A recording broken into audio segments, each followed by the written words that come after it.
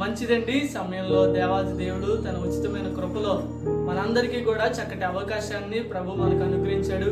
కాబట్టి ఈ సమయంలో దేవుని మాటలు వినడానికి మీరందరూ కూడా సిద్ధంగా ఉన్నారని నమ్ముచు మీ అందరికీ కూడా ప్రత్యేకంగా నా హృదయపూర్వక వందనాలు తెలియజేస్తూ ఉన్నాను. కాబట్టి ఈ సమయంలో కొద్ది నిమిషాలు దేవుని వాక్యాన్ని విందాం.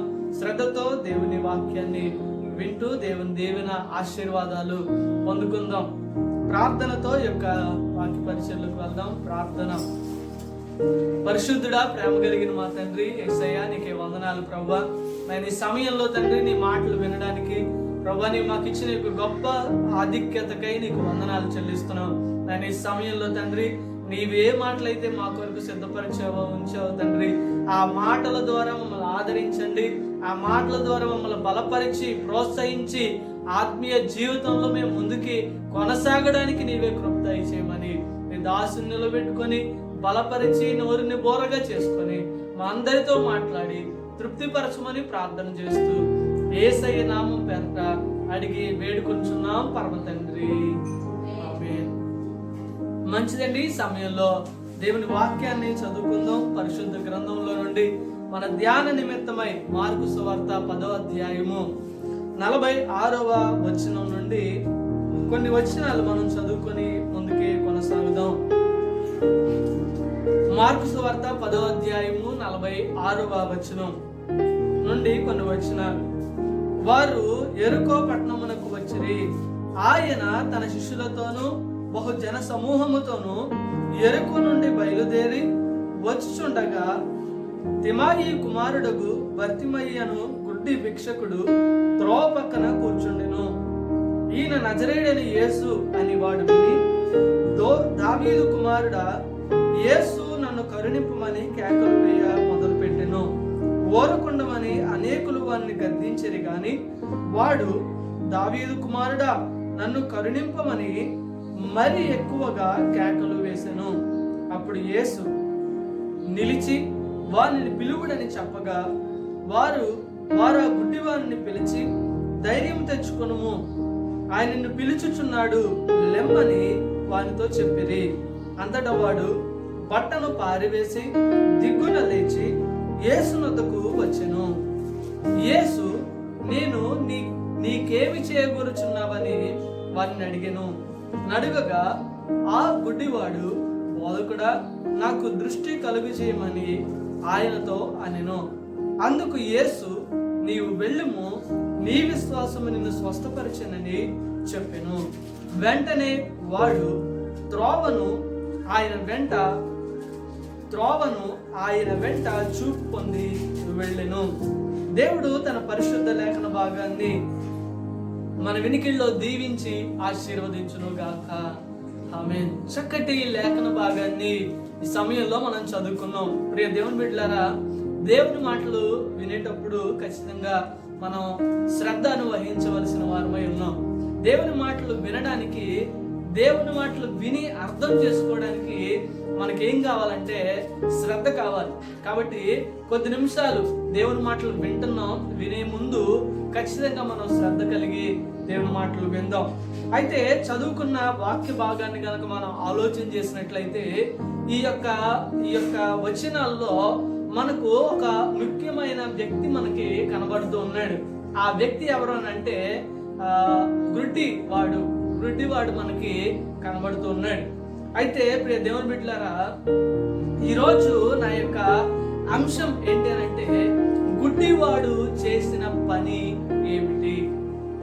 గుడ్డివాడు చేసిన పని ఏమిటి? చూడండి, ఈ యొక్క గుడ్డితనం గురించి, ఈ యొక్క గుడ్డివాడు చేసిన పనిని గురించి ఈరోజు మనం మాట్లాడుకొని ముందుకి కొనసాగుదాం. ఈ యొక్క గుడ్డితనం, ఈ యొక్క అంధత్వం ఏ విధంగా లభిస్తుంది, ఎలా వస్తుంది అని మనం ఆలోచన చేస్తే, పూర్వం ఆ కాలంలో పాలస్తీనా ఆ యొక్క ప్రాంతంలో కండ్ల జబ్బు విశేషంగా, అంటే కండ్ల జబ్బు ఎక్కువగా ఆ ప్రాంతాల్లో ఉండడం పండితులు మనకి ఈ విషయాన్ని మనకు తెలియజేశారు. అయితే ఈ గుడ్డితనం అనేవి సుమారుగా ఒక 4 రకాలు ఉన్నాయి. ఆ విషయాలు చెప్పి నా మాటలు నేను ముందుకి తీసుకొని వెళ్తాను. ఒకటి ఏంటి అని అంటే గుడ్డితనం. ఈ గుడ్డితనం అనేది గుడ్డివాణిని గురించి బైబిల్లో అనేక విషయాలు మనకున్నాయి. అయితే ఒకటి గుడ్డితనం. ఈ గుడ్డితనం ఎలాంటిది అని అంటే ఇది పుట్టుకతో వచ్చేది ఒకటి. రెండోది ఎలాంటిది ఈ గుడ్డితనం అని అంటే ఆ కాలంలో మనుషుల కళ్ళు తీయడం అనేది ఒక క్రూరమైన శిక్షగా మనకి కనబడుతూ ఉంటారు. ఈ కళ్ళు తీసేయడం అనేది ఒక క్రూరమైన శిక్ష. ఎవరైనా పొరపాటు చేసినా, తప్పు చేసినా, ఏం చేసినా సరే ఆ కాలంలో రాజులు శిక్షల్లో ఒక శిక్ష ఏంటనంటే కళ్ళు తీసేయడం. అదొక గుడ్డితనం. రెండోది వృద్ధాప్యం వల్ల వచ్చే గుడ్డితనం. అంటే మనం చూస్తాం యాకోబు ఈ రీతిగా చూడలేకపోవడం, అంటే వృద్ధాప్యంలో ఆయనకు కళ్ళు కనబడకపోవడం మనం చూస్తూ ఉంటాం. ఒకవేళ ఆ కాలంలో అద్దాలు ఉండుంటే, స్పెట్స్ కళ్ళజోడు ఉండుంటే కనుక చూడగలిగేవాడేమో. కానీ ఆ కాలంలో లేకపోవడం వల్ల ఆయన చూడలేకపోవడం మనం చూస్తూ ఉంటాం. అయితే ప్రియ దేవుని బిడ్డలారా, ఈ గుడ్డివాడిని గురించి బైబిల్ ఏం చెప్తుందనంటే ఈ గుడ్డివాడు వెళ్ళేటప్పుడంట ఏం చేయకూడదని చెప్తున్నాడంటే వాడికి అద్దము వేయకూడదంట. గుడ్డివాడు వెళ్ళేటప్పుడు వాడికి అద్దం వేయకూడదని బైబిల్ చెప్తా ఉంది. రెండోది ఇంకేం చెప్తుందనంటే వాడిని త్రోవను ఏం చేయకూడదంట, తప్పించకూడదంట. ఈ మాటని మనం ఆలోచన చేసినట్లయితే నేను ఒక వీడియో చూశాను. ఏంటి ఆ వీడియో అంటే ఒక గుడ్డి ఒక అంధత్వం కలిగిన వ్యక్తి ఉన్నాడు. ఆయన ఒక బస్సు కోసం వెయిట్ చేస్తున్నాడు. అయితే ఆ బస్సు కోసం వెయిట్ చేస్తున్న ఆయన ఆ పక్కన ఒక ఆమె ఉన్నది, ఆమెకు చెప్పు ఉంటాడు, అమ్మ ఆ బస్సు వచ్చినప్పుడు చెప్పమ్మా అని. అయితే ఆమె కూడా ఆ విషయాన్ని మర్చిపోయింది. అయితే ఆ బస్సు వెళ్ళిపోయింది. ఏం చేసింది ఏమనంటే, అయ్యా మీరు నా వెనకాల రండి అని చెప్పి ఈమె పరిగెట్టుకొని వెళ్ళి ఏం చేసిందంటే ఆ బస్సుని ఆపి ఆగండి అని చెప్పి, అక్కడ ఒక ఆయన ఉన్నాడు, ఆయన కళ్ళు కనబడవు, ఆయన పాపం ఈ బస్సు కోసం ఎప్పటి నుంచో వెయిట్ చేస్తున్నాడు అని చెప్పి పరిగెట్టుకొని వెళ్ళి ఆయన వెనకాల వస్తుంటే మళ్ళీ ఆయన పట్టుకొని తీసుకొచ్చి ఆయన బస్సు ఎక్కించింది. ఎంత మంచి పని చేసిందనంటే త్రోవ తప్పించకూడదు. ఆయన చెప్పుంటాడు, ఆ చెప్పిన ఆమె ఏం చేసిందంటే మర్చిపోయింది. కానీ మర్చిపోయానని చెప్పి వదిలేయలేదు, కానీ వెళ్ళి ఏం చేసిందంటే మళ్ళీ ఆయన్ని ఆ బస్సు ఎక్కించింది. దేవుని బిడ్డలారా, ఈ గుడ్డి వారి విషయంలో మనం చాలా జాగ్రత్త వహించాల్సిన వారమై ఉన్నాం. వాళ్ళని హేళన చేయకూడదు. వాళ్ళు వెళ్ళే మార్గంలో వాళ్ళకి అడ్లు ఏమీ వేయకుండా వాళ్ళని వీలైనంత వరకు కూడా వాళ్ళు మనకు కనిపించినప్పుడు వాళ్ళ విషయంలో మనం జాగ్రత్త తీసుకోవాల్సిన వారమై ఉన్నాం. రెండోది నేత్ర క్షీణత అనేది ఉంది. అయితే ఈ యొక్క నేత్ర క్షీణత ఎప్పుడు వస్తుంది అని అంటే దేవుని ప్రజలు అనబడిన ఇశ్రాయేలీలు దేవుని యొక్క ధర్మశాస్త్రానికి అవిధేయులుగా ఉన్నప్పుడు అవిధేయులుగా ఉన్నప్పుడు కలగబోయే జబ్బుల్లో ఒకటంట. ఆ కాలంలో దేవునికి అవిధేయులుగా ఎవరైతే దేవుని ధర్మశాస్త్రానికి అవిధేయులుగా ఉంటారో వారికి ఈ జబ్బు కలుగుతుంటది, నేత్ర క్షీణత అనేది. మూడోదిగా మంద దృష్టి. ఈ మంద దృష్టి ఆ విషయానికి మనం వస్తే గనక ఈ మంద దృష్టి ఎవరికి కలుగుతుంది అని అంటే ఇది ఎక్కువగా త్రాగుబోతులకు, ఎవరైతే మద్యాన్ని సేవిస్తారో వారికి ఈ మంద దృష్టి కలుగుతుంది. అయితే తాత్కాలికంగా మనం చూస్తాం పౌలు దేవుని వాక్యాన్ని బోధిస్తుంటే ఆ వచనాలు మనం చూద్దాం ఒకసారి. అపోస్తల కార్యముల గ్రంథం 13వ అధ్యాయము, అపోస్తల కార్యముల గ్రంథం 13వ అధ్యాయము 11వ వచనాన్ని చదువుకుందాం.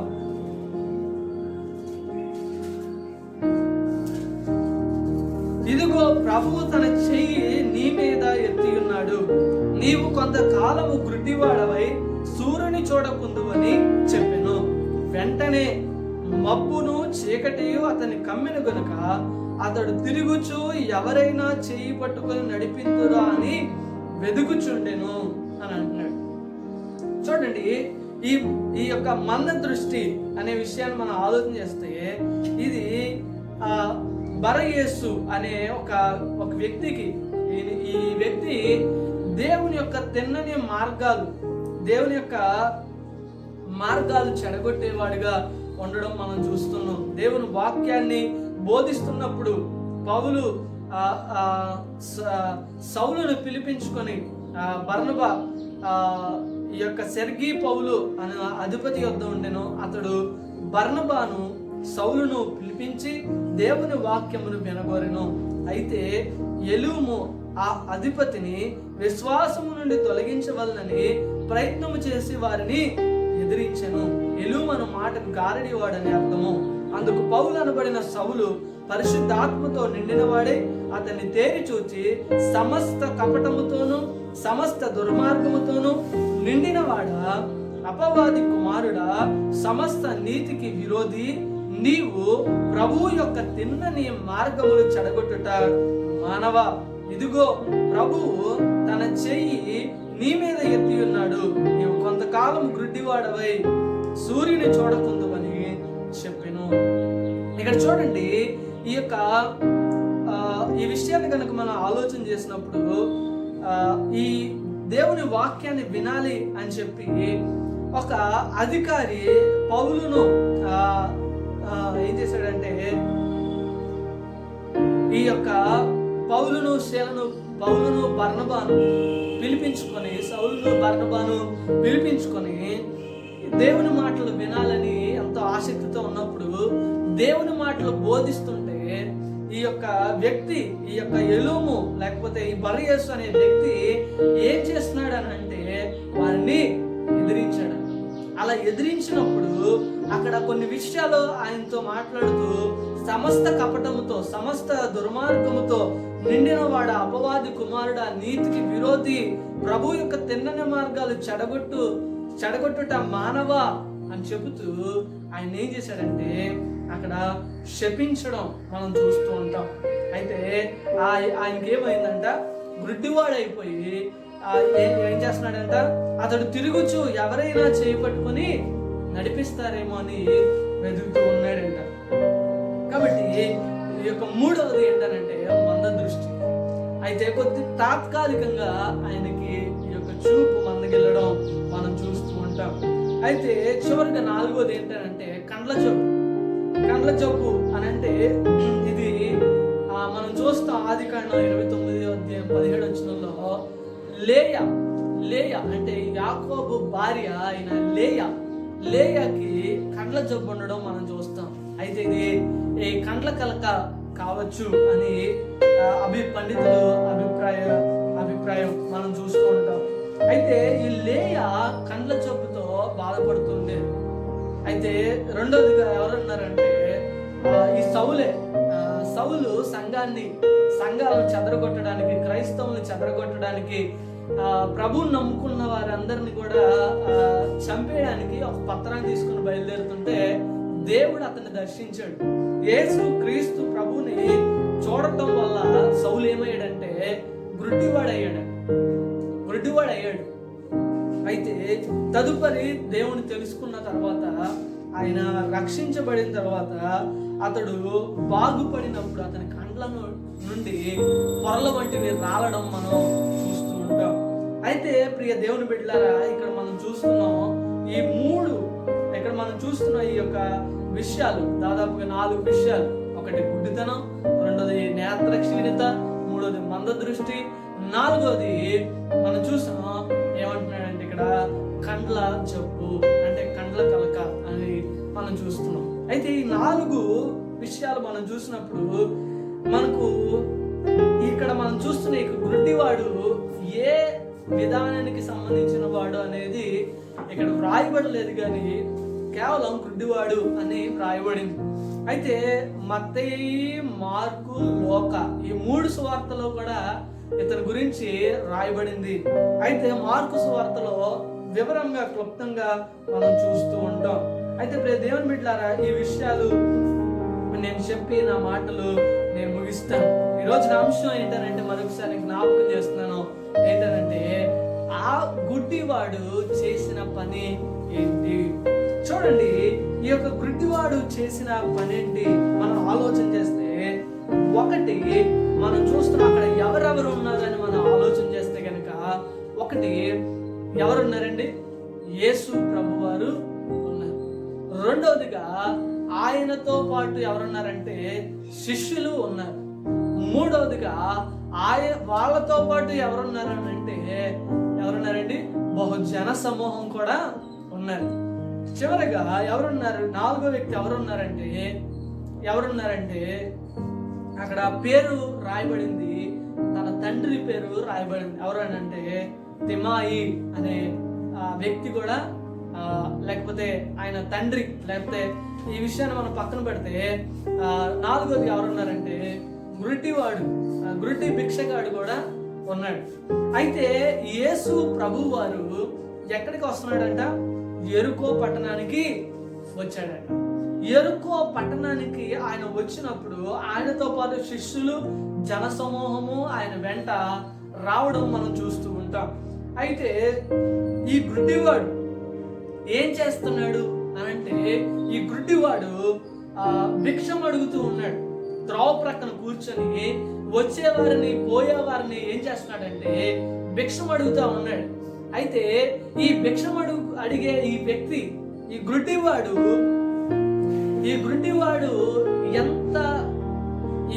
ఏం చేస్తున్నాడంటే భిక్షం అడుగుతూ ఉన్నాడు. అయితే ఈ గుడ్డివాడు వచ్చేవారిని పోయేవారిని భిక్షం అడుగుతూ ఉండడం మనం చూస్తూ ఉంటాం. అయితే ఇతనికి ఏమి లేవు అని మనం ఆలోచన చేస్తే, ఇతనికి ఏం లేవండి? కన్నులు లేవు, ఈయనకి చూపు లేదు, కన్నులు లేవు. కానీ శరీర అవయవాలన్నీ కూడా ఏం చేస్తున్నాయంటే, కన్నులు తప్ప శరీర అవయవాలన్నీ కూడా ఆయనకి ఏం చేస్తున్నాయంటే పనిచేస్తున్నాయి. అయితే ఇతను బ్రతకడానికి, ఇతను జీవించడానికి ఏ పని చేయాలో తెలియక, ఏ పని చేసినా ఇతన్ని పనిలో పెట్టుకోరనే ఒక ఉద్దేశంతో అనుకుంటా ఆయన ఏం చేస్తున్నాడంటే త్రోవ ప్రక్కన కూర్చొని భిక్షం అడుగుతూ తన జీవితాన్ని గడుపుతూ ఉన్నాడు. అయితే ఒకానొక రోజు మనం చూస్తున్నాం, యేసు ప్రభువారు ఆ ప్రాంతంలోనికి రావడం జరిగింది. అయితే దేవుని బిడ్డలారా, ఈ విషయాన్ని మనం ఆలోచన చేయాలి. ఈ యొక్క నేత్రాలు అనేవి మనిషికి ఎంతో ప్రాముఖ్యం. ఈ కన్నులు మనిషికి ఎంతో ప్రాముఖ్యం. ఒకటి, కన్నులు మనిషికి ఎంతో ప్రాముఖ్యం. దేవుని వాక్యం చెప్తా ఉంది.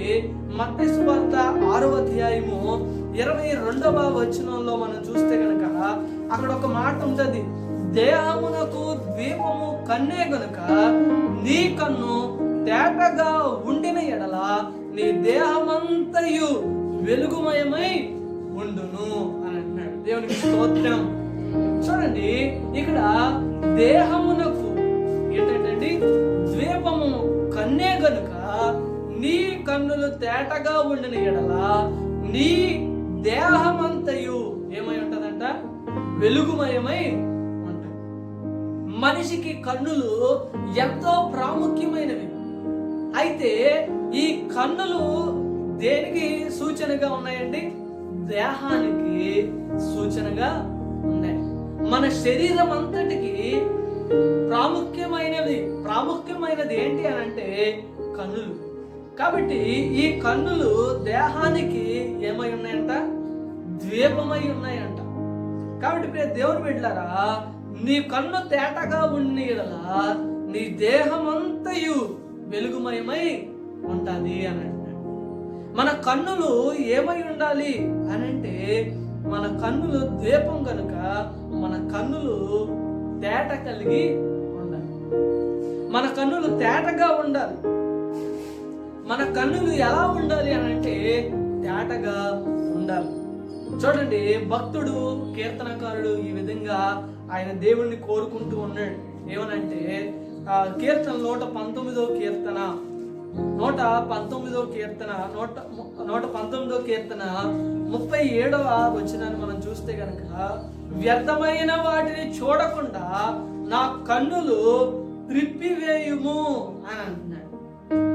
ఏం చేస్తున్నాడండి? వ్యర్థమైన వాటిని చూడకుండా నా కన్నులను ఏం చేయమంటున్నాడండి, త్రిప్పివేయము అని అంటున్నాడు. ఇప్పుడు వ్యర్థమైన వాటిని చూడడం, వ్యర్థమైన వాటిని చూడడం ఏం చేస్తుంది నీ దేహానికి అనంటే, నీ దేహానికి ఏం చేస్తుందండి, చీకటి పాపాన్ని ఏం చేస్తుందంటే దేహానికి ఆపాదిస్తుంది. చూడండి ప్రియ దేవుని బిడ్డలారా, భక్తుడు ప్రార్థన చేస్తున్నాడు, భక్తుడు దేవుణ్ణి కోరుతున్నాడు. ఏమనంటే, వ్యర్థమైన వాటిని చూడకుండా నా కన్నుల్ని ఏం చేయమంటాడండి, త్రిప్పువు అంటున్నాడు. వ్యర్థమైన వాటిని చూడకుండా. ఈరోజు మనం చూస్తున్నాం ఏం జరుగుతుంది అని అంటే, సమాజంలో దేవుడు కన్నులు ఇచ్చాడు, దేవుడు కళ్ళు ఇచ్చాడు. ఈ కళ్ళతో మనం ఏం చూడాలి, ఏం చూడకూడదు అనేది ప్రతి మనిషికి కూడా తెలుసు. అయితే ఇక్కడ మనం చూస్తున్నాం వ్యర్థమైన వాటిని అని అంటున్నాడు. వ్యర్థం అని మనకు తెలిసినప్పుడు దానిని చూడడం మనకి మంచిది కాదు. కాబట్టి వ్యర్థమైన వాటిని చూడకుండా నా కన్నుల్ని ఏం చేయమంటున్నాడండి, త్రిప్పివేయము. ఈరోజు వ్యర్థమైనవి ఏదైతే వ్యర్థమైనవి నువ్వు చూస్తున్నావో, ఆ వ్యర్థమైనవి నీ జీవితాన్ని ఏం చేస్తున్నాయంటే పాడు చేస్తున్నాయి. నీ జీవితాన్ని నాశనం చేస్తున్నాయి. ప్రయోజనకరమైనవి చూడాలి, ప్రయోజనకరమైన వాటినే నీవు చూడాలి. వ్యర్థమైన వాటిని చూడడం వల్ల నీకు ఉపయోగము లేదు, నీకు ప్రయోజనం లేదు. అందుకే భక్తుడు అంటున్నాడు, అయ్యా వ్యర్థమైనవి వ్యర్థమైనవి చూడకుండా ఉండడానికి నా కన్నులను, నా దృష్టిని త్రిప్పివేయ్యా అని దేవుని సన్నిధిలో కోరుకుంటూ ఉన్నాడు. చూడండి, మరొక విషయం మనం చూస్తే ఇక్కడ ప్రసంగి గ్రంథం 2వ అధ్యాయము 14వ వచనాన్ని చదువుకుందాం. ప్రసంగి గ్రంథము 2వ అధ్యాయము 14వ వచనం.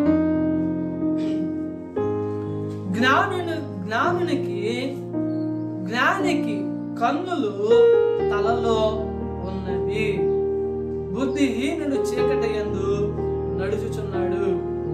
చూడండి, ఇక్కడ ఈ విషయాన్ని మనం అర్థం చేసుకోవాలి. ఇక్కడ ఏమని అంటున్నాడంటే, జ్ఞానికి కన్నులు ఎక్కడుంటాయంట, ఎక్కడుంటాయండి, తలలో ఉంటాయంట. ఎవరికి? జ్ఞానికి. ఈ జ్ఞానికి కన్నులు ఎక్కడుంటాయంట, తలలో ఉంటాయంట. అయితే ఇప్పుడు జ్ఞాని ఏం చేస్తాడు? జ్ఞాని ఏం చూస్తాడు? జ్ఞాని ఏం చూస్తాడండి? ప్రయోజనకరమైనవి చూస్తాడు. తనను పతనం చేసేవి చూడ్డు, తనను నాశనం చేసేవి చూడ్డు, తనను పాడు చేసేవి చూడ్డు. జ్ఞానికి కన్నులు ఎక్కడున్నాయంట? తలలో ఉన్నాయంట. కాబట్టి దేవుని బిడ్డలారా, ఈ విషయాన్ని మనం బాగా ఆలోచించాలి. ఈ గ్రుడ్డి భిక్షకాడు ఏమి లేవు ఇతనికి అనంటే, ఏం లేవండి, కన్నులు లేవు. కానీ ఇతని కన్నులు ఎక్కడున్నాయి? ఇతని కన్నులు ఎక్కడున్నాయి అంటే ఎక్కడున్నాయండి? తలలో ఉన్నాయి. ఇతని కన్నులు ఎక్కడున్నాయంటే తలలో ఉన్నాయి. కాబట్టి ఇతనికి కన్నులు తలలో ఉన్నాయి. కాబట్టి ఇతను ఏం చేస్తున్నాడు అని అంటే, ఇతను దొంగతనం చేయట్లేదు. దొంగతనం చేయడానికి ఇతనికి ఏం లేవు, కన్ను లేవు. చూడండి, ఇతను ఏ పని చేయకుండా ఏం చేస్తున్నాడు? ఇతను బ్రతకడానికి అనంటే ఏం చేస్తున్నాడండి? తను భిక్షం అడుగుతున్నాడు. చూడండి, ఈ విషయాన్ని మనం ఆలోచన చేయాలి. అయ్యో నా కన్నులు లేవని చెప్పి అతను బాధపడట్లా.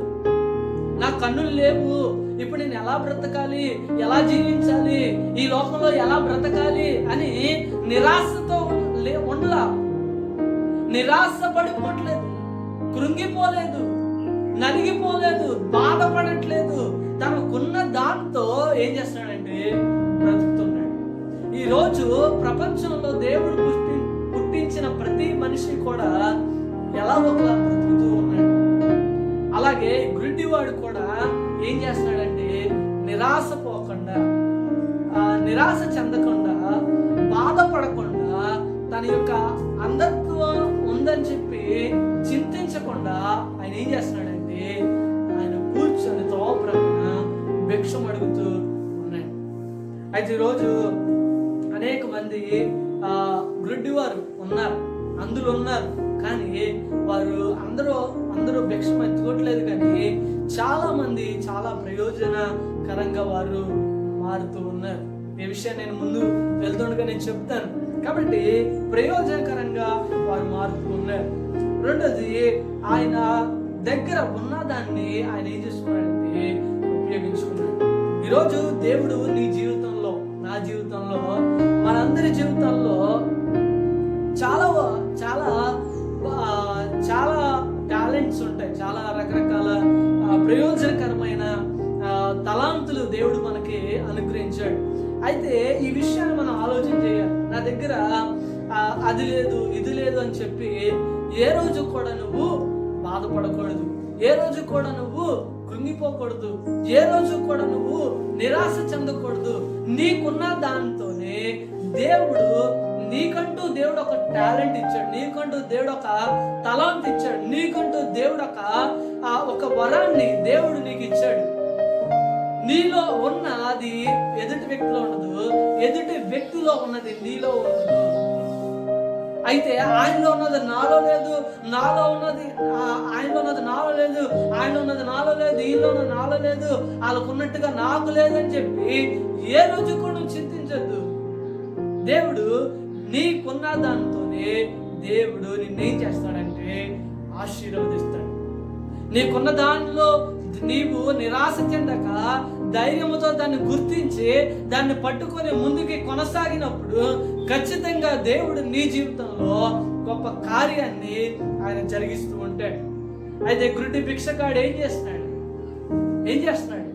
కన్నులు లేవని నిరాశతో ఆయన కృంగిపోతూ చింతపడుతూ లేడు. ఆయన ఏం చేస్తున్నాడంటే తనకున్న అంధత్వాన్ని బట్టి త్రోవ ప్రక్కన కూర్చొని ఆయన ఏం చేస్తున్నాడండి? భిక్షం అడుగుతూ ఉన్నాడు. రెండోది, ఆయనకు ఏమున్నాయి? రెండో విషయం ఏంటంటే అతనికి కన్నులు లేవు కానీ ఏమున్నాయండి?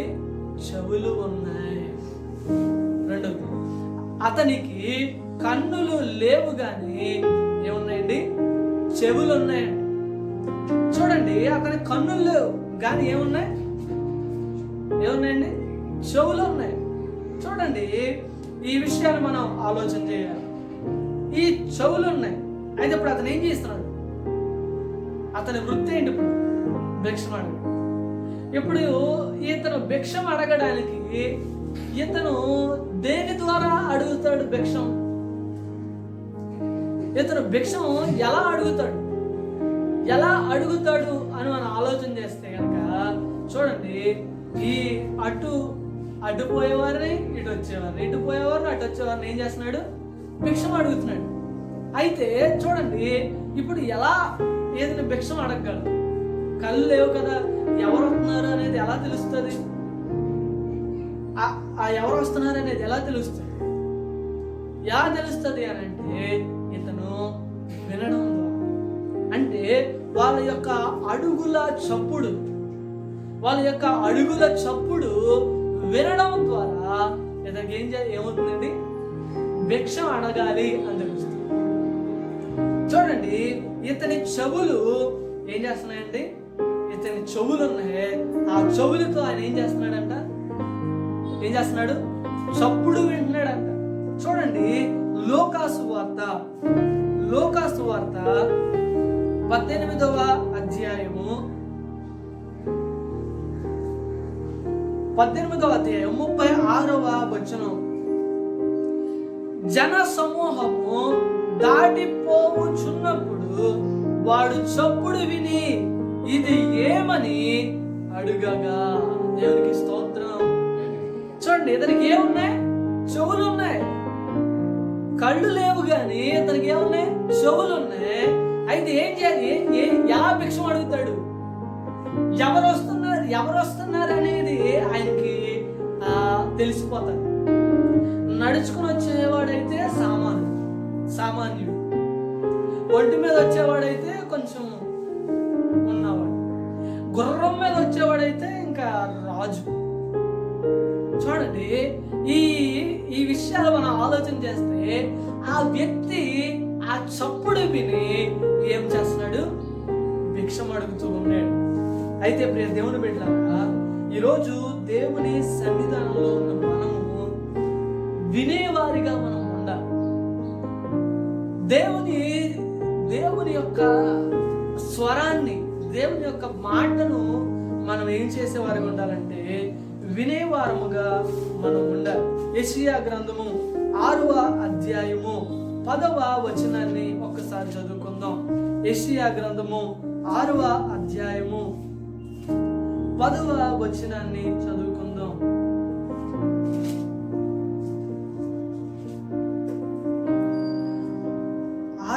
అధ్యాయము 10వ వచనం. కన్నులతో చూచి, చెవులతో విని, హృదయముతో గ్రహించి, మనసు మార్చుకొని స్వస్థత పొందకపోవునట్లు ఈ జనుల హృదయము క్రొవ్వు చేసి, వారి చెవులు మందపరిచి, వారి కన్నులు మూయించమని చెప్పాను. చూడండి, ఇక్కడ ప్రజలు, మనుషుల యొక్క చెవులు ఎలా ఉన్నాయి అనే విషయాన్ని చెబుతూ ఉన్నాడు. వారు ఏం చేస్తున్నారంట? వారు చెవులతో విని, హృదయముతో గ్రహించి, మనసు మార్చుకొని స్వస్థత పొందకపోయినట్లు ఏం చేయమంటున్నాడండి? వారి చెవులు మందపరుచుకోండి. చూడండి, అదే యెషయా గ్రంథం 43 అధ్యాయము 8వ వచనాన్ని ఒకసారి చదువుదాం. అవి నీకు వినబడనే లేదు, నీకు తెలియబడనే లేదు, పూర్వము నుండి నీ చెవి తెరవబడనే లేదు. నీవు అపనమ్మకస్తుడవై నీ తల్లి గర్భమున పుట్టినది మొదలుకొని తిరుగుబాటు చేయువాడవని అనిపించుకొంటివని నాకు తెలియను. చూడండి, యెషయా గ్రంథం 50వ అధ్యాయము 5వ వచనాన్ని ఒకసారి చదువుకుందాం. ఈ విషయాలు మనం ఆలోచన చేద్దాం. యెషయా గ్రంథం 50వ అధ్యాయము 5వ వచనం. ప్రభువు యెహోవా నా చెవికి వినుబుద్ధి పుట్టింపగా నేను ఆయన మీద తిరుగుబాటు చేయలేదు, వినకుండా నేను తొలగిపోలేదు అని. ఈ విషయాలు మనం ఆలోచన చేయాలి. ఒకటి, వారి చెవుల్ని ఏం చేయమన్నాడు? మందపరచు అన్నాడు. ఇక్కడ మనం చూసినప్పుడు నాకు చెవి ఏమంటున్నాడండి? నా చెవికి వినుబుద్ధి పుట్టింపగా నేను ఆయన మీద తిరుగుబాటు చేయలేదు, వినకుండా నేను ఏం చేయలేదు? తొలగిపోలేదు అని అంటున్నాడు. ఇక్కడ దేవాది దేవుడిని ఏమని అడగాలంటే వినుబుద్ధి నాకు పుట్టించమని దేవుణ్ణి మనం అడగాలి. ఇక్కడ దేవుడు ఇతనికి చెవులు ఇచ్చాడు. ఎందుకు చెవులు ఇచ్చాడు? ఇతనికి కన్నులు లేవు, కానీ ఏమున్నాయి? చెవులు ఉన్నాయి, వినికిడి ఉంది. అయితే ఈ వినికిడి ఇవ్వడం ద్వారా దేవుడు ఏం చేస్తున్నాడు? ఈ వ్యక్తి ఏం చేస్తున్నాడంటే దేవుడు ఇవ్వడం ద్వారా ఈ వ్యక్తి బ్రతుకుతూ ఉన్నాడు. అయితే ఏ చెవులతో ఆయన ఏం చేశాడంట?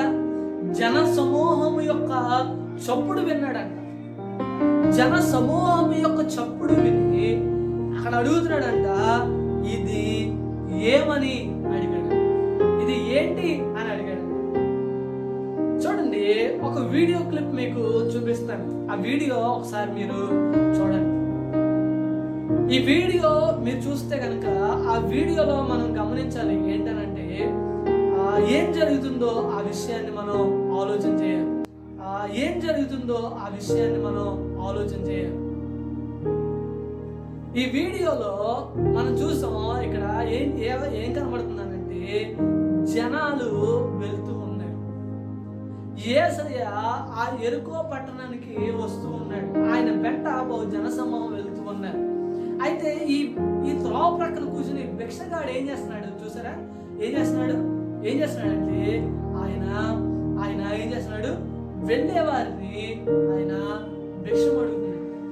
ఆ జన సమూహం ఆ చప్పుడు విని ఏం చేస్తున్నాడంటే ఆపుతున్నాడు. ఎవరు ఇదేంటి, ఏం జరుగుతుంది అని అడిగినప్పుడు ఆ చప్పుడు విని అడుగుతుంటే, ఇదేమని అడుగుతుంటే అప్పుడు వారు చెప్తున్నారు, వారు నజరేయుడైన యేసు ఈ మార్గాన వెలుచున్నాడని వారితో చెప్పారు.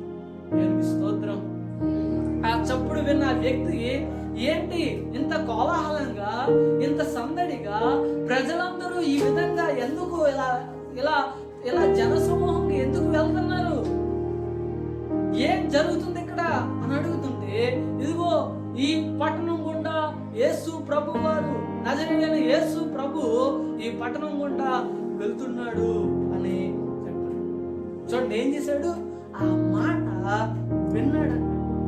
ఈరోజు దేవుని బిడ్డలారా, ఈరోజు దేవుని సన్నిధానంలో మనం అడగాలి ఏమనంటే, దేవా విను, నా చెవికి వినుబుద్ధి పుట్టించు, నా చెవులకు వినుబుద్ధిని పుట్టించు అని అడగాలి. చూడండి, ఇందర జ్ఞానికి కన్నులు ఎక్కడ ఉంటాయంట?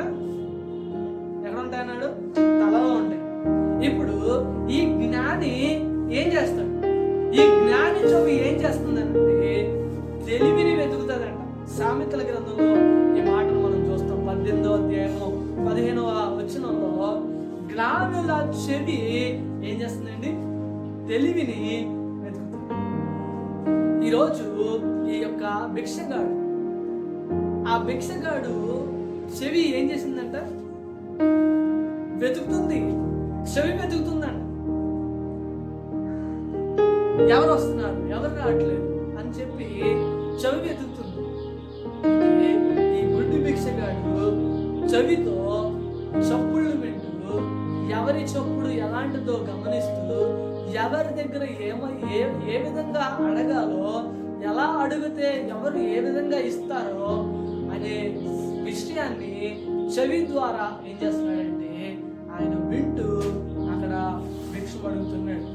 అయితే చూడండి ప్రియ దేవుని బిడ్డలారా, అదే మత్తయి సువార్త 13వ అధ్యాయము 16వ అధ్యాయము 16వ వచనాన్ని చదువుకుందాం. ఇక్కడ ఏమంటున్నాడంటే, మీ చెవులు వినుచున్నవి కనుక ధన్యములైనవి అని. దేవుని మాటలు వినే యొక్క చెవులు ఏమై ఉన్నాయండి? ధన్యమై ఉన్నవి అని దేవుని యొక్క వాక్యం మనకి సెలవిస్తూ ఉంది. కాబట్టి దేవుని బిడ్డలారా, దేవుని యొక్క సన్నిధానంలో దేవుని మాటలు మనము వినేవారిగా ఉండాలి. ఆ గుడ్డి భిక్షగాడు త్రోవ ప్రక్కన కూర్చొని ఎవరు వస్తున్నారో అని చెప్పి ఎలా ఎలా ఎలా ఎలా తెలుసుకుంటున్నాడంట? చెవుల ద్వారా, వినడం ద్వారా. ఈరోజు దేవుని మాటలు వినడం ద్వారా నువ్వేమో ఏం చేయాలంటే గ్రహించాలి. ఆ చప్పుడు విని ఈ వ్యక్తి ఎవరో గ్రహిస్తున్నాడు. ఆ చప్పుడు విని ఈ వ్యక్తి ఎవరో ఎలాంటి వాడో అని గ్రహిస్తున్నాడు. ఆ చప్పుడు విని వచ్చేవాడు రాజా, మంత్ర, సామాన్యుడా, భేదవాడా అని గమనిస్తున్నాడు. ఈరోజు దేవుని మాటలు వింటున్నాడు. నీవు దేవుని మాటలు గమనిస్తున్నావా? దేవుని మాటలు నీవు గ్రహిస్తున్నావా? చూడండి, దేవుని మాటలు మనము వినేవారముగా. ఇక్కడ స్టెఫెన్ ఏం చేస్తున్నాడంటే సువార్త ప్రకటిస్తూ ఆయన ఒక మాట అన్నాడు. ఏమనంటే, మష్కరులారా, హృదయమును చెవులను దేవుని వాక్యమునకు లోపరచునని వారులారా. ఏం చేస్తున్నారంటే వీళ్ళు? మష్కరులు అంటాడు. హృదయాన్ని, చెవులను ఏం చేయట్లేదంట? దేవుని వాక్యానికి లోపరచట్లేదు. ఈరోజు దేవుని వాక్యానికి నీ చెవులు ఏం చేయాలి? నీ హృదయము లోపడాలి. దేవుని వాక్యానికి, దేవుని మాటకి నువ్వు చెవి ఎక్కావా? అయితే ఆ చెవి ఎక్కితే నువ్వు ఖచ్చితంగా దేవుని మాటకి ఏం చేస్తావు? లోబడతావు. దేవుని మాటకు నువ్వు చెవియొగ్గితే దేవునికి ఖచ్చితంగా నువ్వేమవుతావు అంటే లోబడతావు. ఒకవేళ దేవుని మాటకి చెవియొగ్గకపోతే నువ్వు దేవునికి ఏం చేయలేవు, లోబడవు. ఇక్కడ ప్రజలు అలాగే అట్లాంటి పరిస్థితుల్లో ఉన్నారు. అయితే దేవుని బిడ్డలారా, ఈరోజు దేవుని సన్నిధానంలో దేవుని సముఖంలో ఉన్న మనము దేవుడు మనకి చెవులను ఇచ్చాడు, వినికిడిచ్చాడు. అయితే దేవుడిని అడగాలి ఏమనంటే, అయ్యా వినుబుద్ధి నాకు, నా చెవులకు వినుబుద్ధి పుట్టించమని దేవుడిని అడగాలి. నా కన్నులు వ్యర్థమైన వాటిని చూడకుండా త్రిప్పివేయమని దేవుణ్ణి మనం అడగాలి. ఇంకొక విషయం ఏంటనంటే, ఇతనికి ఏం లేవు, కన్నులు లేవు, కానీ మూడవది ఇతనికి ఏమున్నాయండి, చెవులతో పాటు నోరు కూడా ఉంది. దేవునికి స్తోత్రం. ఒకటి, కన్నులు ఎంతో ప్రాముఖ్యమైనది, కానీ గుడ్డివానికి కన్నులు. రెండవది చెవులు. ఇతనికి కన్నులు లేవు కానీ ఏమున్నాయండి, చెవులు ఉన్నాయి. అయితే ఈ చెవులతో ఏం చేస్తున్నాడు, చప్పుడు విన్నాడు. మూడవదిగా ఇతనికి కన్నులు లేవు కానీ చెవులతో పాటు ఏమున్నాయంట, నోరు కూడా ఉంది. దేవునికి స్తోత్రం. ఈ చెవులు ఈ నోరు, ఈ నోటితో ఏం చేస్తున్నాడు, ఈ నోటితో ఏం చేస్తున్నాడు అని మనం ఆలోచన చేస్తే మన యొక్క వాక్య భాగంలోకి వెళ్దాం. అదే మార్కు సువార్త 10వ అధ్యాయంలో మనం చూస్తాం. ఏం చేస్తున్నాడు, ఈయన నజరేయుడైన యేసు అని వాడు విని చెవులతో విని ఇప్పుడు నోటితో ఏం చేస్తున్నాడు, దావీదు కుమారుడా యేసు నన్ను కరుణింపమని కేకలు వేయ మొదలు పెట్టెను. దేవునికి స్తోత్రం. చూడండి, ఇతనికి చెవులతో విన్నాడు, ఇప్పుడు ఏం చేస్తున్నాడు అంటే నోటితో ఏం చేస్తున్నాడంట, దావీదు కుమారుడా అని అంటాడు.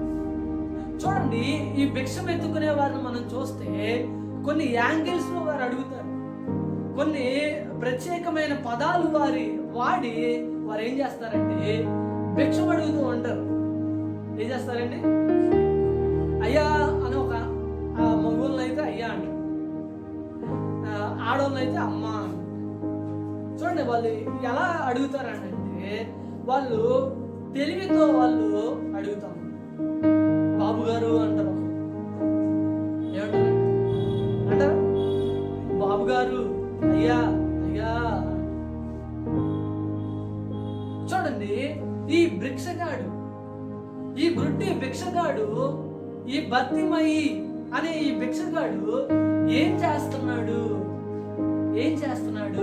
అనంటే తన నోటితో ఏం చేస్తున్నాడంటే, ఇప్పటి వరకు అందరినీ అయ్యా బాబు అమ్మ అని అడిగేవాడు, ఇప్పుడు క్షణంగా ఏం చేస్తున్నాడంటే ఈ మార్గము గుండా నజరేయుడైన యేసు వెళ్తున్నాడు అని చెప్పగానే విన్న వ్యక్తి ఏం చేస్తున్నాడండి, తన నోటితో ఇప్పుడు పిలుస్తున్నాడు. ఏమనంటే, దావీదు కుమారుడా యేసు నన్ను కరుణించమని కేకలు వేస్తున్నాడంట. దేవునికి స్తోత్రం.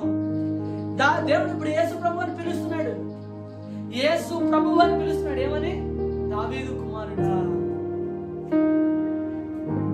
కుమారుడా అని యేసు ప్రభు అని పిలుస్తున్నాడు.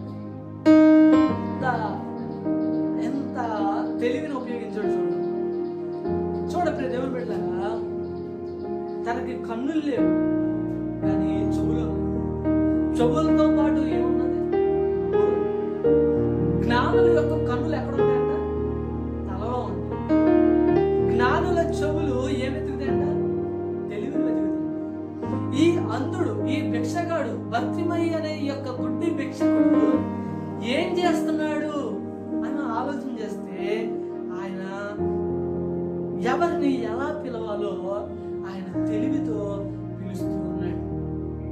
అయితే దేవుని బిడ్డలారా, ఎలా పిలుస్తున్నాడు, తన నోటితో దావీదు కుమారుడా అని ఏం చేస్తున్నాడండి, పిలుస్తూ ఉన్నాడు. నన్ను కరుణించమని పిలుస్తున్నాడు. ఈరోజు నీవు కూడా ఏం చేయాలి? నీకు ఉన్న దాంతో నువ్వు ఏం చేయాలండి? ప్రయత్నం చేయాలి. నాకు అది లేదు ఇది లేదని చెప్పి నువ్వు ఓరకే ఉండకూడదు. నీకు దేవుడు ఏదైతే ఇచ్చాడో దానితో నువ్వేం చేయాలంటే ప్రయత్నించాలి. దాంతో నువ్వు ప్రయత్నించాలి. దానికోసం నువ్వు ప్రయాసపడాలి, ప్రయత్నం చేయాలి.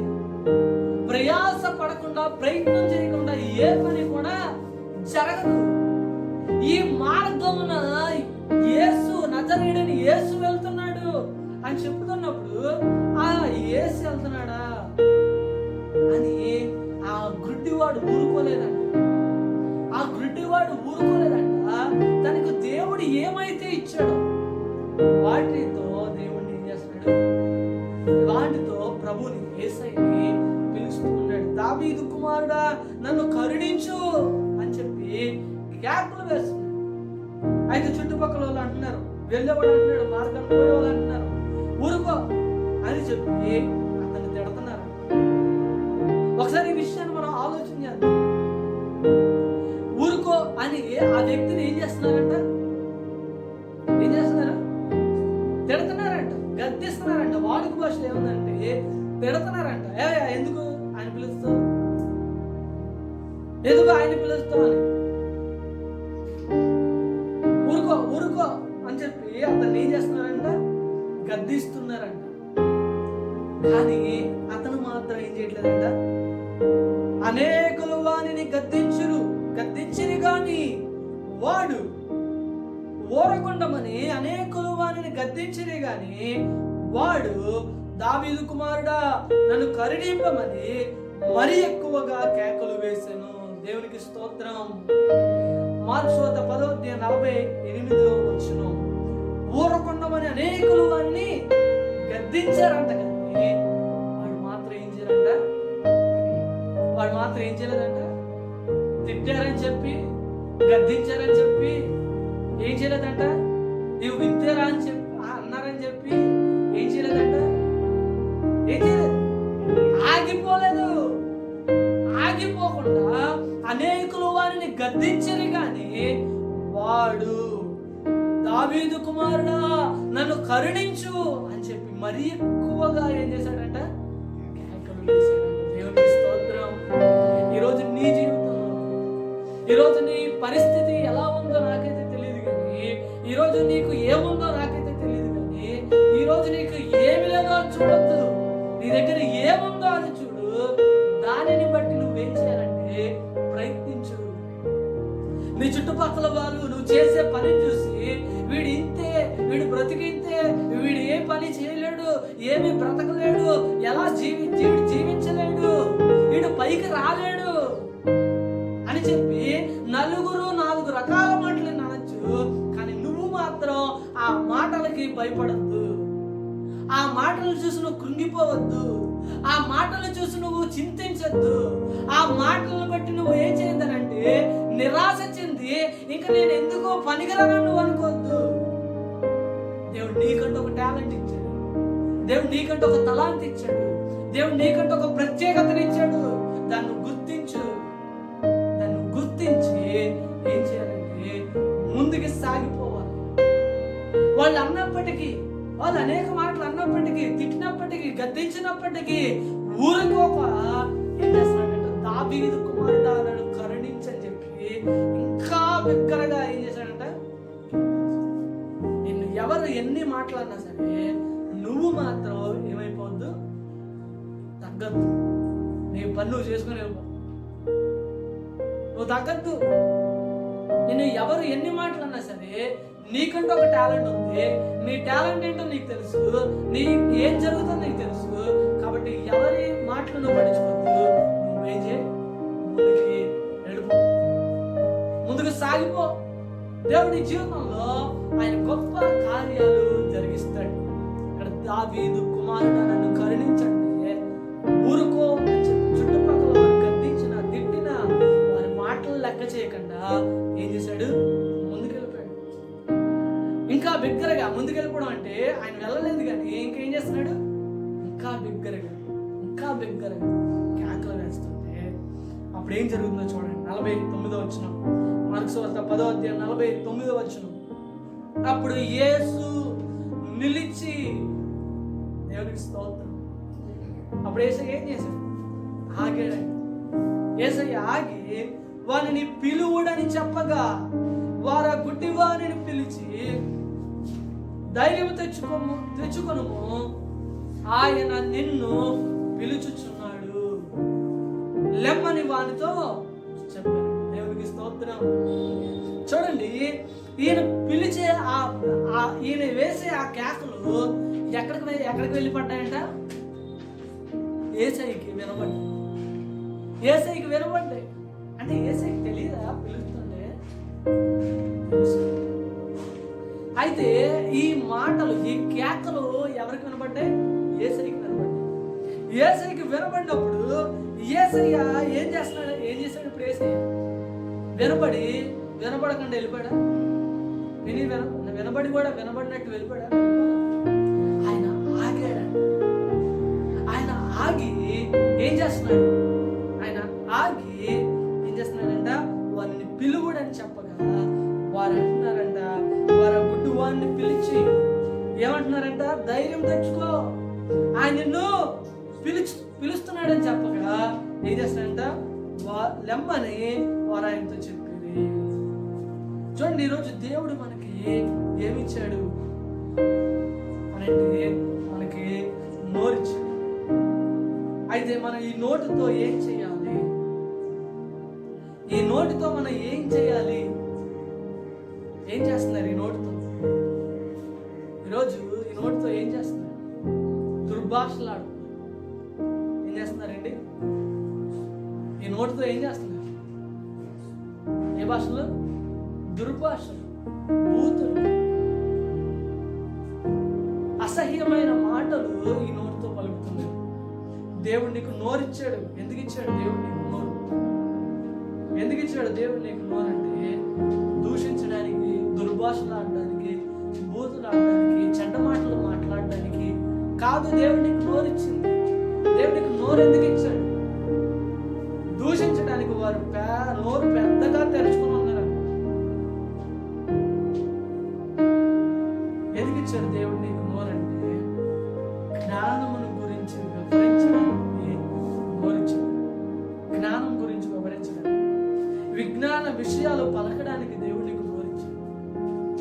నోరు ఎందుకు ఇచ్చాడు దేవుడు నీకు అంటే, మూడోది ప్రభుని స్తుతించడానికి. ప్రభుని ఏం చేయడానికి? స్తుతించడానికి నోరిచ్చాడు. దావీదు దినమునకు ఎన్నిసార్లు స్తుతించాడండి? 7 మార్లు దేవుడు స్తుతించాడు.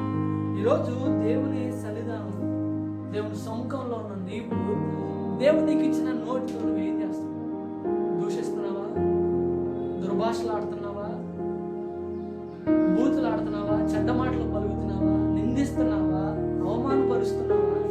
దేవుడు ఎందుకు ఇచ్చాడు నీకు నోరు? ఎన్ని చేయడానికి కాదయ్యో, జ్ఞానాన్ని గురించి, జ్ఞానయుక్తమైన మాటలు మాట్లాడడానికి, విజ్ఞాన విషయాల గురించి పలకడానికి, నీ నోటితో నువ్వు ప్రభుని స్తుతించడానికి దేవుడు నీకు నోరు అనుగ్రహించాడు. అంటే గుడ్డి బ్రిక్స్కాడికి కూడా దేవుడు ఏమి ఇచ్చాడంటే నోరిచ్చాడు. ఆ నోటితో దేవుడిని పిలుస్తున్నప్పుడు ఏం జరుగుతుందంటే, అయ్యా నువ్వు భయపడకు, ధైర్యంగా ఉండు, నువ్వు పిలుస్తున్న ఆయనే నిన్ను పిలుస్తున్నాడు అని చెప్పగానే ఆయన ఏం చేశాడు? ఆ విషయాన్ని మనం చూద్దాం. ఆయన ఏం చేశాడనంటే, 50వ వచనం, 10వ అధ్యాయం, మార్కు సువార్త 10:50. అంతటా వాడు బట్టను పారివేసి దిగ్గున లేచి యేసు వద్దకు వచ్చెను. దేవునికి స్తోత్రం. చూడండి, ఏం చేశాడండి? బట్టను పారివేసి దిగ్గును లేచి యేసు దగ్గరికి వచ్చాడు. ఇప్పుడు భిక్షం అడిగే వ్యక్తి దగ్గర ఏముంటాయండి? ఒక బట్టల సంచి ఉంటుంది, ఒక పాత్ర ఉంటుంది, భిక్షం ఎత్తుకునే పాత్ర, చేతిలో ఒక కర్ర ఉంటుంది. గుడ్డువాడు కాబట్టి నడిచేటప్పుడు ఏం చేస్తాడండి? త్రోవలో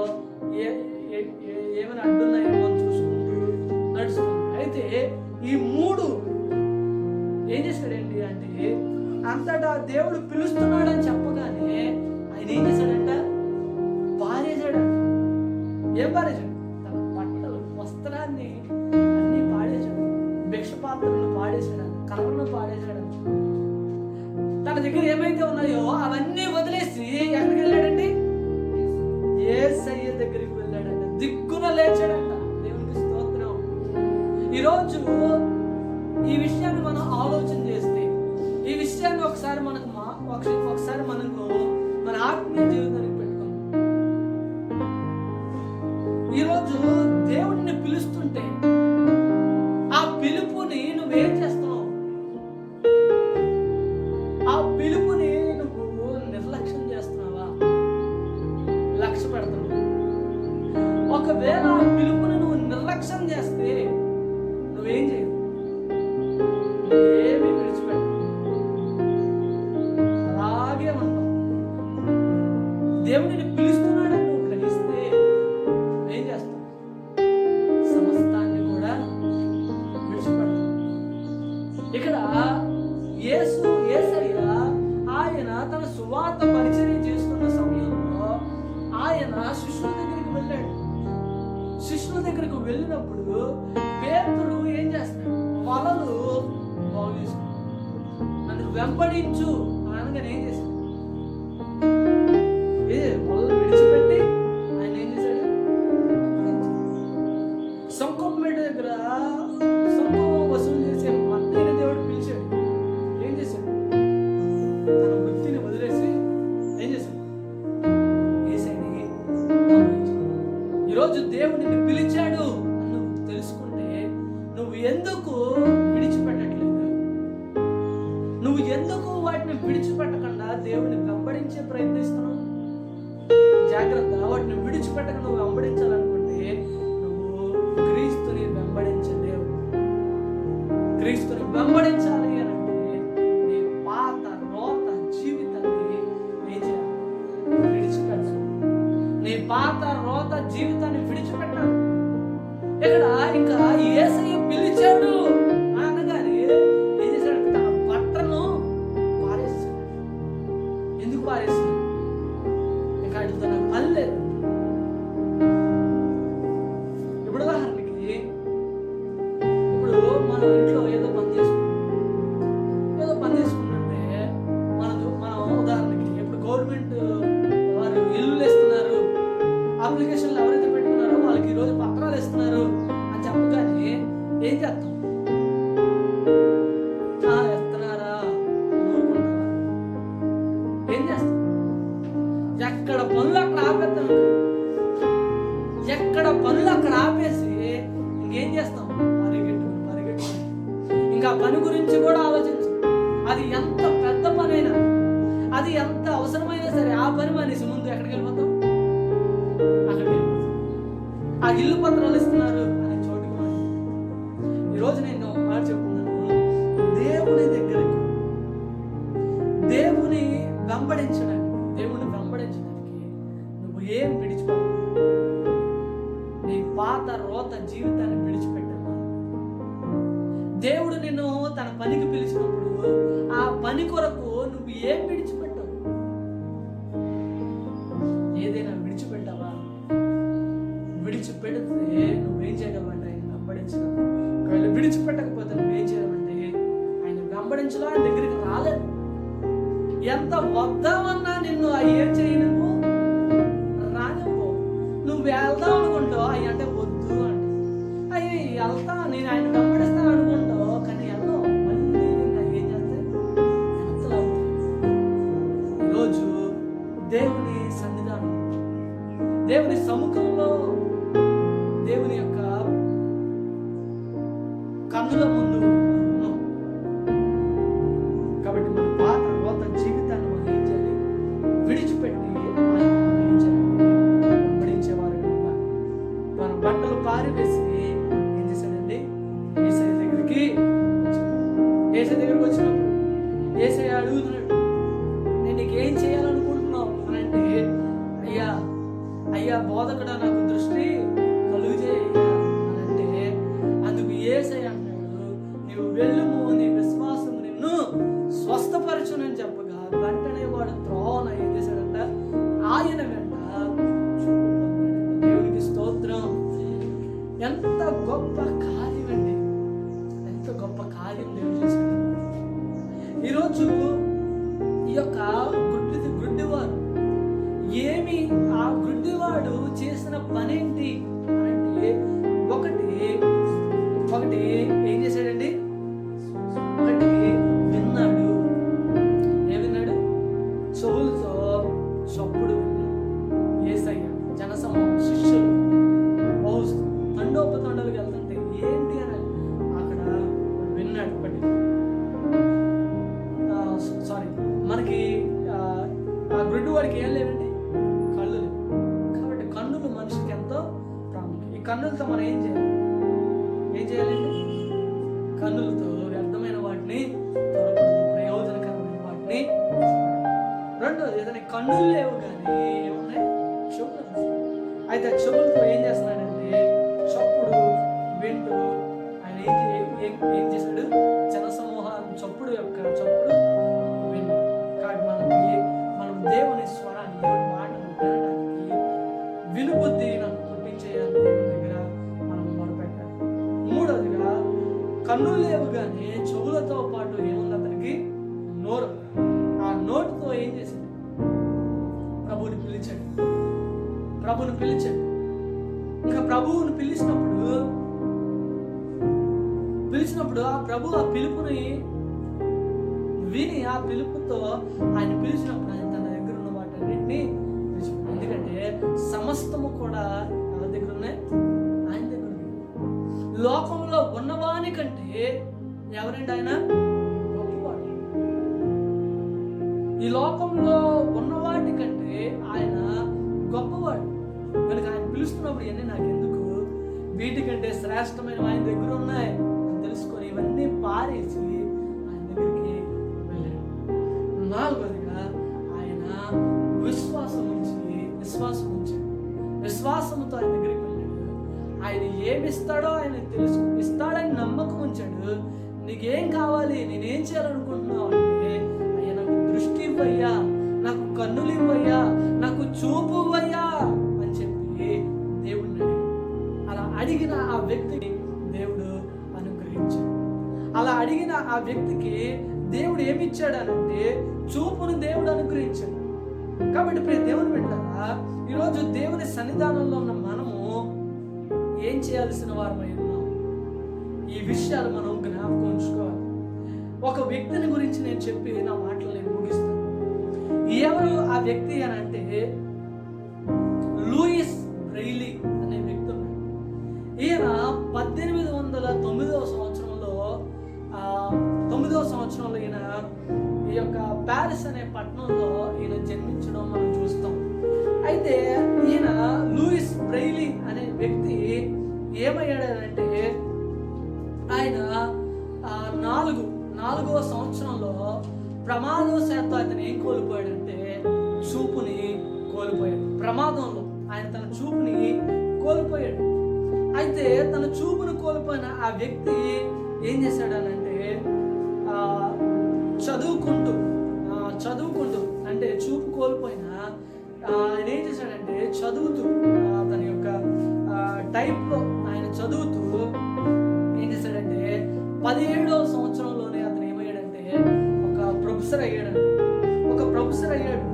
అయితే ఒక ప్రొఫెసర్ అయిన ఈయన ఇలాగే నేను ఉండకూడదు, నేను ఏం చేయాలి అని చెప్పాడంటే, ఏం చేయాలనుకున్నాడంటే తను ఏం చేయాలనుకున్నాడంటే ఒక లిపిని, అక్షరాల లిపిని ఆయన ఏం చేశాడంటే రూపొందించాడు.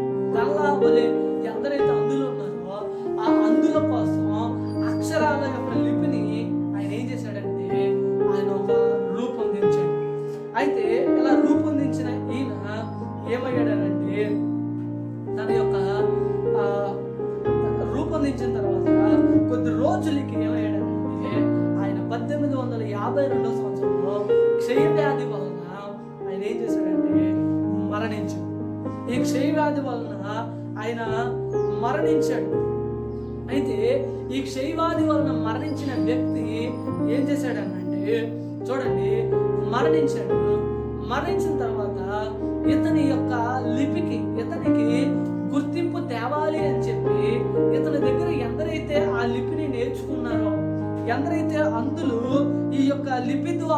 ఎందరైతే ప్రయోజనకరులుగా మారారో వారందరూ కూడా ఇతనికి గుర్తింపు తేవాలని చెప్పి పోరాటాలు చేశారు.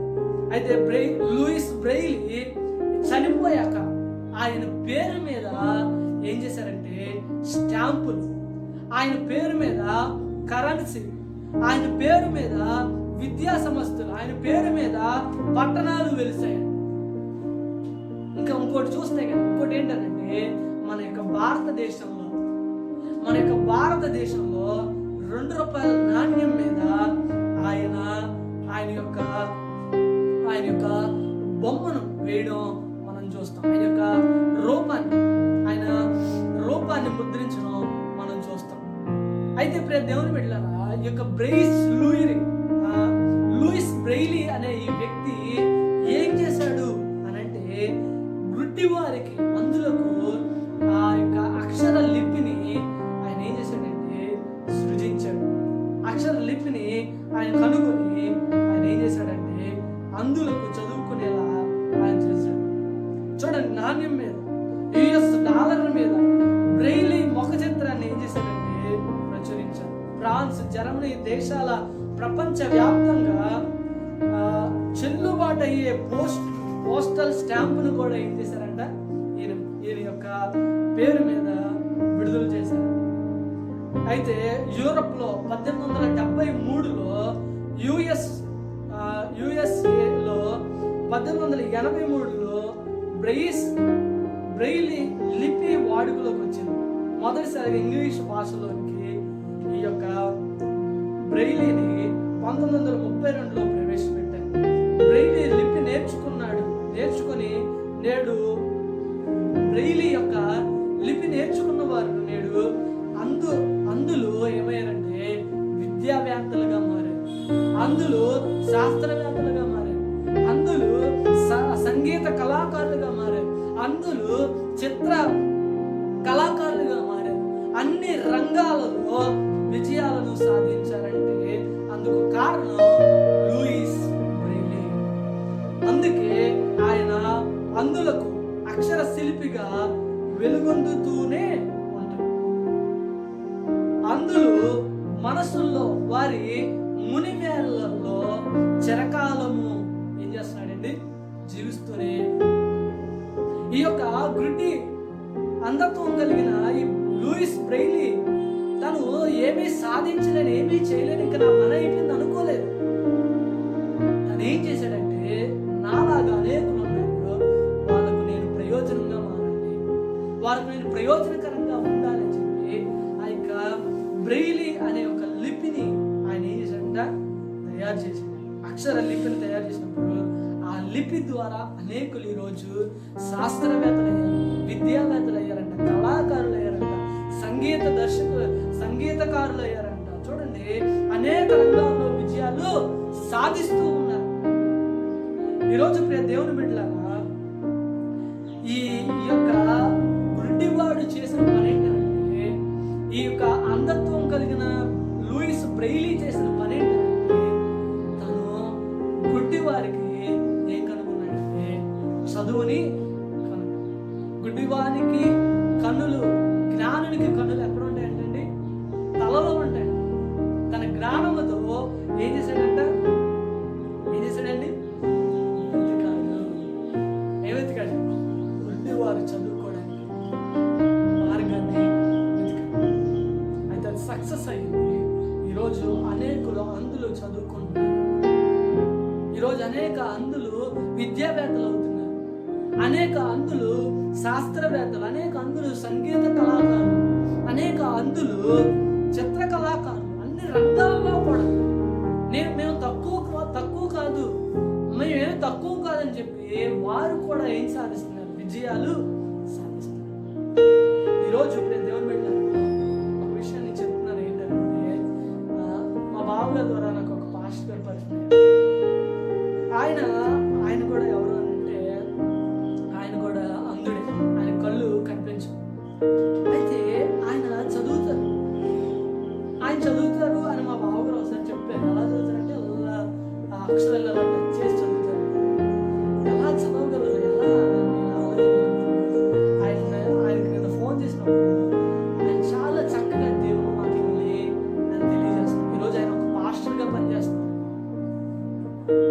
ఈరోజు దేవుడికి కళ్ళు ఇచ్చాడు, దేవుడికి నోరు ఇచ్చాడు, దేవుడికి చెవులు ఇచ్చాడు, దేవుడికి మనసు ఇచ్చాడు, జ్ఞానం ఇచ్చాడు, అన్ని ఇచ్చాడు. అన్ని ముందు కూడా నువ్వు ఏం చేయలేవు. కన్నులు లేని ఆయన దేవుడు సువార్త ప్రకటిస్తున్నాడు. ఈరోజు దేవుని పెట్టారు, ఆ గుడ్డివాడు చేసిన పని ఏంటి? కన్నులు లేవు కానీ చెవులు, కన్నులు లేవు కానీ నోరు. చప్పుడు విన్నాడు, గొంతెత్తి దేవుడిని పిలిచాడు. దేవుడు పిలుపుని విన్నాడు, విన్న తర్వాత రమ్మన్న తర్వాత ఏం చేశాడు? పాత జీవితం విడిచిపెట్టాడు, దేవుని దగ్గరికి వెళ్ళాడు. దేవా ఏం కావాలంటే చూపు కావాలి అంటే నీ విశ్వాసం నేను స్వస్థపరుస్తానని క్లుప్తంగా ఒక్క మాటలు చెప్పేశాడు. వెంటనే వాడు ఏం చేశాడంట? చూపు పొంది ఆయన వెంట వెళ్ళాడా. ఇంకేం చేశాడు అంటే ఆయనను స్తుతించాడు. దేవుడిచ్చిన నోటితో దేవుడిని ఏం చేశాడండి? స్తుతించాడు. కాబట్టి దేవుని పెట్టాక ఈరోజు దేవుని సన్నిధానం, దేవుని సముఖంలో నీవు ఏమీ లేదని బాధపడ్డా, ఏమీ చేయలేదని చింతించదు. దేవుడు నీకంటే ఒక టాలెంట్, ఒక తలాంతు దేవుడికి ఇచ్చాడు. దాన్ని నువ్వు గుర్తించి నాకు అది లేదు ఇది లేదు అనుకోక ఉన్న దాన్ని బట్టి నువ్వు ముందుకు సాగిపో. దేవుడు నీ జీవితంలో కూడా గొప్ప కార్యాలు జరిగిస్తాడు. కాబట్టి దేవుని పెట్టారా, ఈరోజు విన్న వాక్యాన్ని బట్టి మీ జీవితంలో ఏదైనా లేదు అని చింతించగా ఉన్న దాన్ని బట్టి ముందుకు సాగండి, ప్రయత్నాలు చేయండి.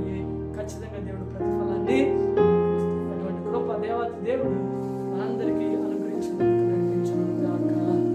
ఆమేన్. ప్రార్థన చేసుకుందాం. తలలో ఉంచిన ప్రార్థన. పరిశుద్ధుడా, ప్రేమ కలిగిన మా తండ్రి, మహోన్నతుడా, నీకే వందనాలు, స్తోత్రాలు. అయ్యా, ఎంతవరకు తండ్రి నీ మాటల ద్వారా మమ్మల్ని ఆదరించి బలపరిచి ప్రోత్సహించినందుకు నీకు వందనాలు. అయ్యా, గుడ్డి భిక్షగాడు భర్తీమయ్యి అనే గుడ్డి భిక్షగాడి గురించి ఈ రోజు మాకు తెలియజేస్తుంది. ఆయన మేము ఏమీ చేయలేము, ఏమీ సాధించలేము అనుకుంటే ఎప్పటికీ మేము ఏం చేయలేము. ఎప్పుడు మేము అలాగే ఉండిపోతాం. కానీ మేము ఏదైనా చేయగలం, సాధించగలం అని పట్టుదలతో మేము ముందుకు వెళ్ళినప్పుడే ఏదైనా మేము చేయించగలం, సాధించగలమని ఈ మాటల ద్వారా నేను మాతో మాట్లాడినందుకు నీకు వందనాలు. నేను ఈ మాటలు ఎందరైతే విన్నాను నాయన లూయిస్ బ్రెయిలీ ద్వారా తండ్రి అందులకు నీవు చదువుని అనుగ్రహించినందుకు నీకు వందనాలు. బ్రెయిస్ లూయి ద్వారా అందులో ఈరోజు అనేక రంగాల్లో విజయాన్ని సాధించడానికి అవకాశం ఇచ్చా నీకు వందనాలు. ఈరోజు మాకు అన్నీ ఉన్నాయి, మేము కూడా అనేకమైన వాటిని సాధించడానికి కృప చూపించండి. కావలసిన ధైర్యాన్ని, ప్రోత్సాహాన్ని మాకు అందించమని సన్నిధానంలో ప్రార్థన చేస్తున్నాం. ఈరోజు ఏ మాటలైతే మేము విన్నాం, ఆ మాటల ద్వారా మేము ఆదరించబడ్డాం, మేము ప్రోత్సహించబడ్డాం, బలపరచబడ్డాం నమ్ముచు మీ సన్నిధానంలో మా జీవితాల్లో మేము ముందుకు కొనసాగుతున్నాం. అటువంటి కృప ఆయన మా జీవితాల్లో నీ కృప ద్వారా మా జీవితాల్లో గొప్ప కార్యాలు జరిగించి సహాయం చేయమని ప్రార్థన చేస్తున్నాం. ఈ వీడియో ద్వారా అందరైతే వింటున్నారు వారి కుటుంబాలను దీవించి ఆశీర్వదించండి. యేసయ్య అతి శ్రేష్టమైన నామములో అడిగి వేడుకొంచున్నాం పరమ తండ్రి అయిన దేవుని ప్రేమ, కుమారుడు రక్షకుడైన యేసుక్రీస్తు వారి కృప, ఆదరణకర్త పరిశుద్ధాత్మిక నీనే సహవాసమైన సన్నిధి ఇప్పుడు ఎల్లప్పుడు మనందరికీ తోడై ఉండి నడిపించును గాక. ఆమేన్. మంచిదండి, ఈ సమయంలో దేవుని మాటలు విన్నారని, ఆ మాటల ద్వారా మీరు ఆదరించబడ్డారని, ప్రోత్సహించబడ్డారని నమ్ముచు మీ అందరికీ కూడా నా హృదయపూర్వక వందనాలు తెలియజేస్తున్నాను. కాబట్టి ఈ మాటలు మీరే కాదు, ఇంకా అనేకులకి ఈ మాటలు మీరు వినిపించండి. మా కొరకు, మా పరిచయం కొరకు ప్రార్థన చేయండి. దేవుడు మిమ్మల్ని ప్రేరేపించిన కొలది మీరు కూడా ఈ పరిచర్యలో పాలు పొందాలని ప్రభు పేరిట నేను మీకు మనవి చేస్తూ ఉన్నాను. కాబట్టి దేవుడు మిమ్మల్ని, మీ కుటుంబాన్ని దీవించి ఆశీర్వదించాలని మనస్ఫూర్తిగా కోరుకుంటున్నాను. ఈ మాటలు అనేకులకు షేర్ చేయండి. వారు కూడా ఈ మాటలు విని బలపరచబడతారు అని, ప్రోత్సహించబడతారని నమ్ముచు ప్రభు పేరిట నేను మీకు ఈ మాటలు తెలియజేస్తున్నాను. కాబట్టి దేవుడు మనల్ని, మన కుటుంబాన్ని, మన సహవాసాన్ని దేవుడు దీవించి